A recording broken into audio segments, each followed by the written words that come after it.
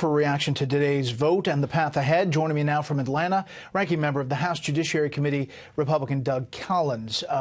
Thank you, Congressman, for being here. Your thoughts on this day and what the fallout is from it?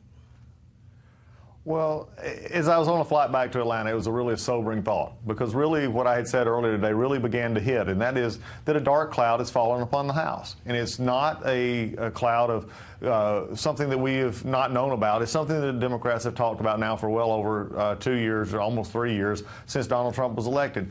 But what they did today was again, went to the floor of the House and shredded our procedures and shredded our rules and lied to the American people about saying that they wanted to be fair. How is it fair what they did today when they're going to continue their sham under, behind closed doors, possibly having a couple of open hearings, but having no input, if they're really in an inquiry, having no input from the administration or any lawyers from the administration or anyone else, waiting till later to do that in the Judiciary Committee? Really, it's just a sad state of affairs, and they're going to have to answer for that one day. You know, there have been Republicans behind these closed doors, as you know, redirecting, asking questions, following up. We haven't seen the transcripts of that, but they've been in the rooms. Now you're heading into this public hearing time frame. Aren't you going to have a chance to, in front of the American people, make the case by redirecting the questioning on some of those witnesses? Oh, we're going to have the chance, Bret, and I think that's interesting. You talked about not seeing those transcripts. I'm a member of the House. I'm a duly elected member of the House from the state of Georgia. And our rule book says that I could have access to any of those transcripts that I want as long as I ask for those from the relevant committee chairs. I've tried to do that. That rule has not been replaced, it's not been set aside, and yet they will not let me, as a member of the House, view those transcripts. As we look forward to this, right now what they are doing, though, is Adam Schiff and other members of that committee are leaking out only the parts that they want to leak out and threatening Republicans not to leak out anything. This is a one-sided event. This is what I mean by the fact that the Democrats are simply shredding the processes of our House because they're not allowing the minority to have any possibility under normal circumstances to view the very things that they're working on. The American people deserve better than this. If you're going to overturn an election, then you ought to be a lot more transparent about it. Here's what Democrats are saying. They're saying that you all have been talking about process. You've been demanding a vote on the inquiry of impeachment. They did the vote today. They are moving forward with the public hearings, and they're calling your bluff. And now it's about the substance. Do you have any problems with the substance of what you've seen so far?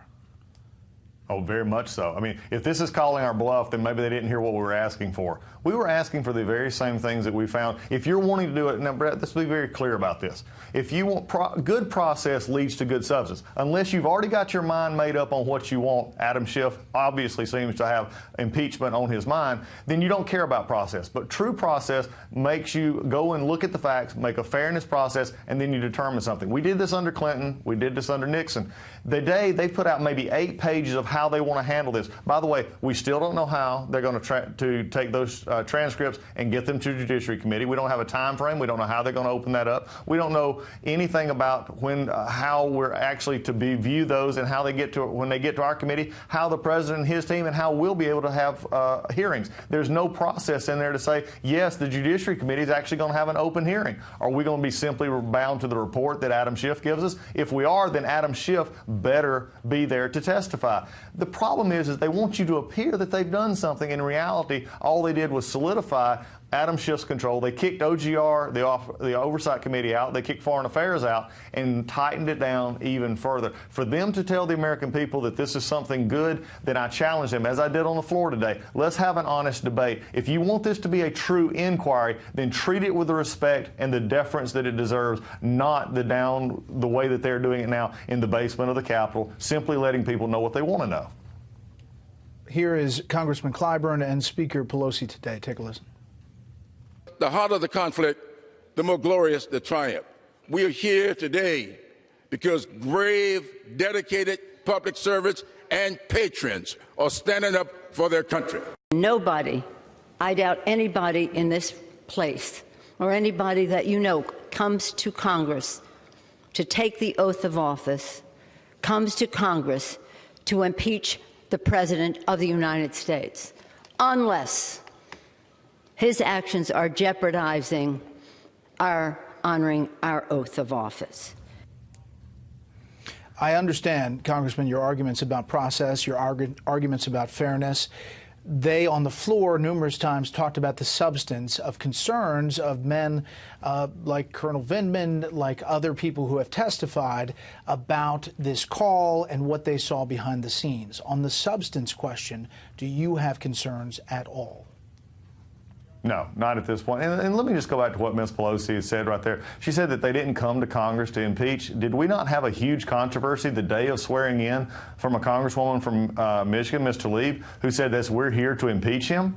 I mean, come on, Ms. Pelosi, you know better than this. You're just pandering to the American people when you say that. But on the substance issue, Bret, I'll go to the substance issue. We can talk about process, which could get this out in the open and people to see. But let's talk about substance. We see the transcript. We know what's in the transcript. We see what is there. We know from President Trump and President Zelensky that neither have said that there was any pressure. President Zelensky said there was nothing from his side that caused him concern. We also know for a fact that the Ukrainian government did not even know these discussions were going on until late August at the earliest, when this call took place on July 25th.